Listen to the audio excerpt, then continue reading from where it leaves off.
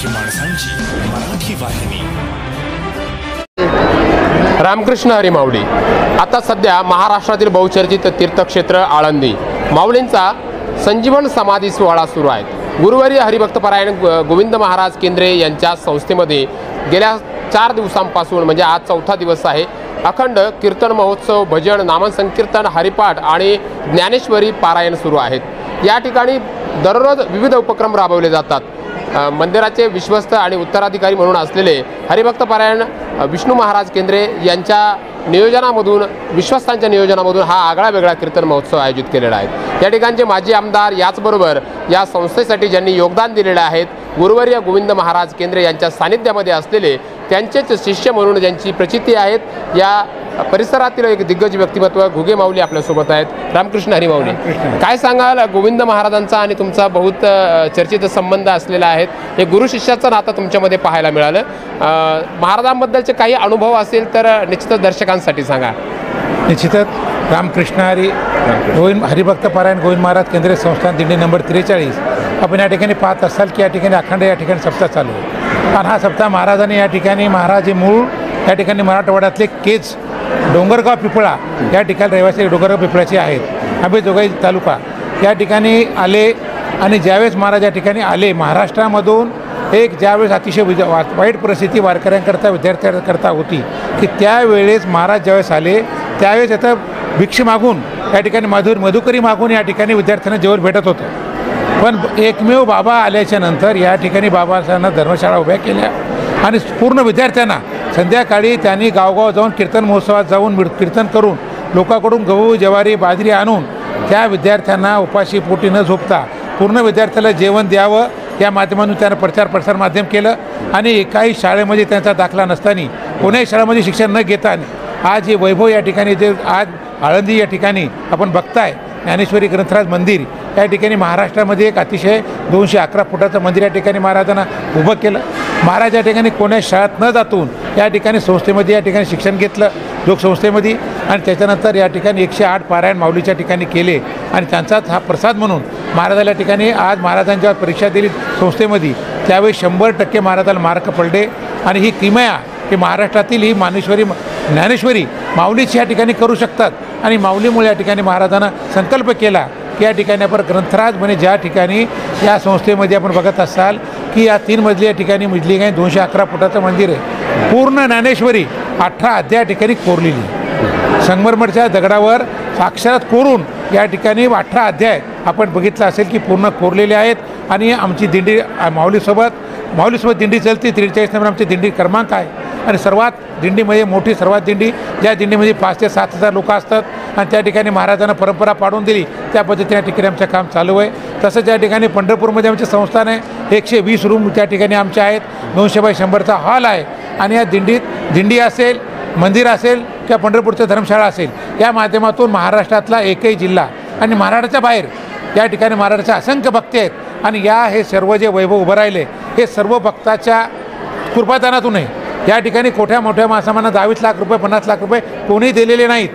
महाराजाच्या पायावर 10 रुपये ठेवणारा भक्त, 20 रुपये ठेवणारा, 100 रुपये, 1000 रुपये ठेवणारे भक्त, हे भक्ताच्या प्रसादातून, महाराजाला दिलेल्या पैशातून हे वैभव या ठिकाणी उभं आहे। आपण बघत असाल येणाऱ्या काळामध्ये आपण 2 वर्षामध्ये फक्त आता कळसाचं काम राहिलं आहे।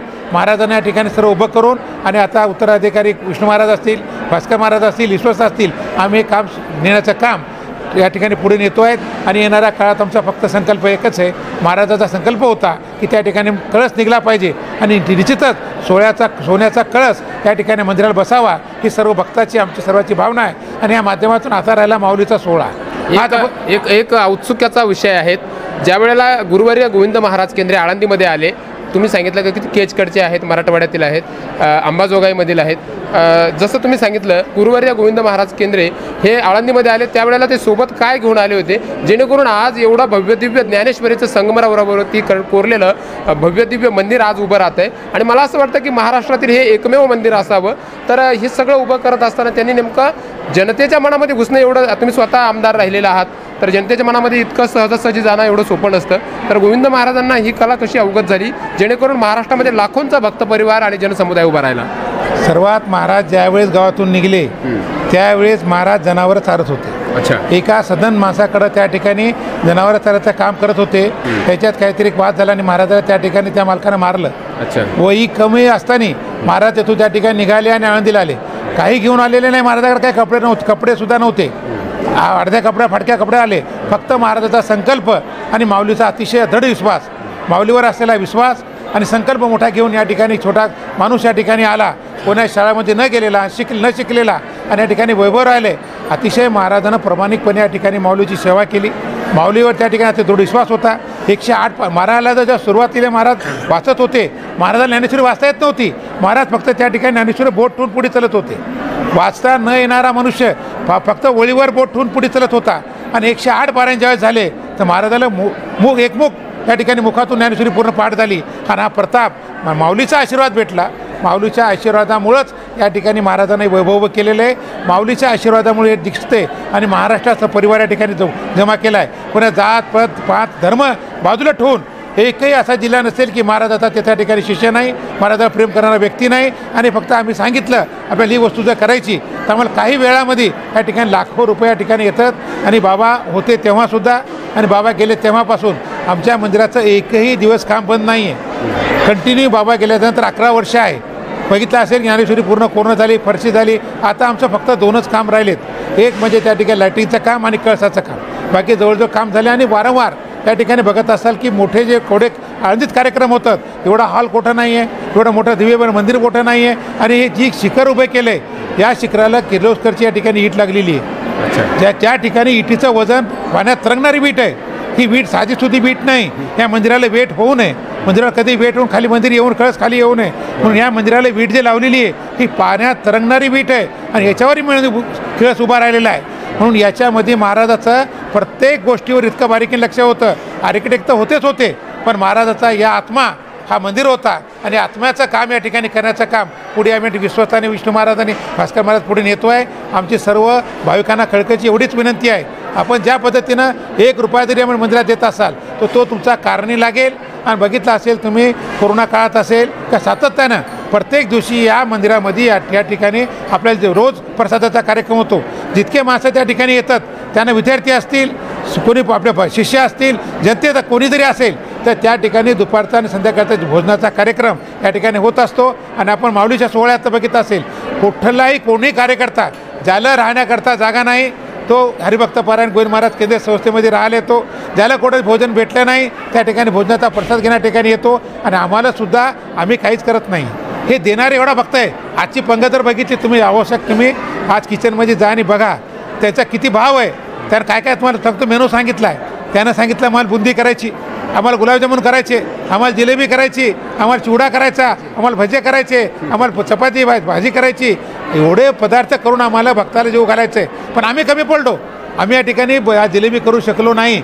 म्हणजे इतकं देणारे आहेत, आमच्याकडं करणाराची कमी आहे. देणारा भक्त त्या ठिकाणी गोविंद महाराज केंद्रीय संस्थेला अजिबात नाही. फक्त तुम्ही करा आणि त्या ठिकाणी खाऊ घाला आणि येणाऱ्या भक्ताला तुम्ही त्याच्या प्रसादाचा लाभ द्या. अशी म्हणणारी मंडळी महाराजाचे भक्त एवढे मोठे आहेत. आणि याच्यावरच हे भक्ती कार्यक्रम या ठिकाणी चालू आहे. तर गोविंद महाराज केंद्रेच्या सर्व शिष्यमंडळ आणि महाराजाला मानणारी मंडळी याच्यावर हा कार्यक्रम चालू आहे. विश्वास फक्त नावाले आहेत, महाराज फक्त जातात, कीर्तन करतात आणि त्यांचं काम ते त्या ठिकाणी करून गावात माणसात सांगतात. आणि हा कार्यक्रम विष्णू महाराज आणि भास्कर महाराज या ठिकाणी राहून हा कार्यक्रम करत असतात.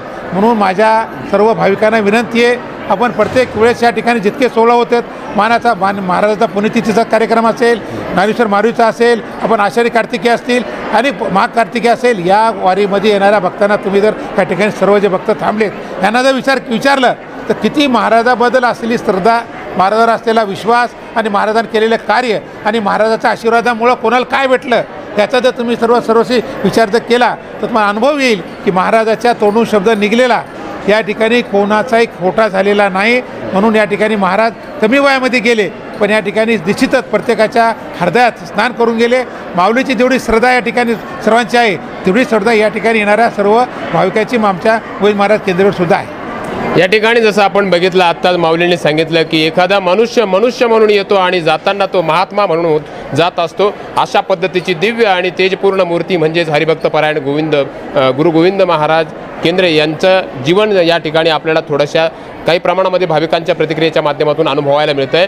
खरोखरच अंगावरच्या कपड्यावरती आलेला मनुष्य म्हणून मनुष्य या ठिकाणी भगवत कार्यामध्ये स्वतःला झोकून देतो आणि त्या भगवत कार्याच्या माध्यमातून मनुष्याचा महात्मा होतो, हे जिवंत मूर्तिमंत उदाहरण पाहायला मिळतं। आळंदीमधील ज्ञानेश्वर मंदिराचे जे स्थापक आहेत, जे संकल्पक आहेत, ते म्हणजे गुरुवर्य गोविंद महाराज केंद्रे आणि यांच्या संकल्पनेमधून आपण ज्या स्थळाला उभा आहोत ते मंदिर म्हणजे ज्ञानेश्वरी मंदिर। या सोहळ्याबद्दल आपल्याला काय वाटतं? आता ज्या पद्धतीनं गुरुवर्य गोविंद महाराज केंद्रे यांच्याबद्दलच्या ज्या काही महत्त्वपूर्ण प्रसंग या माऊलींनी सांगितले त्याबद्दल आपल्याला काय वाटतं त्या विषयी आपण निश्चितच कळवलं पाहिजे।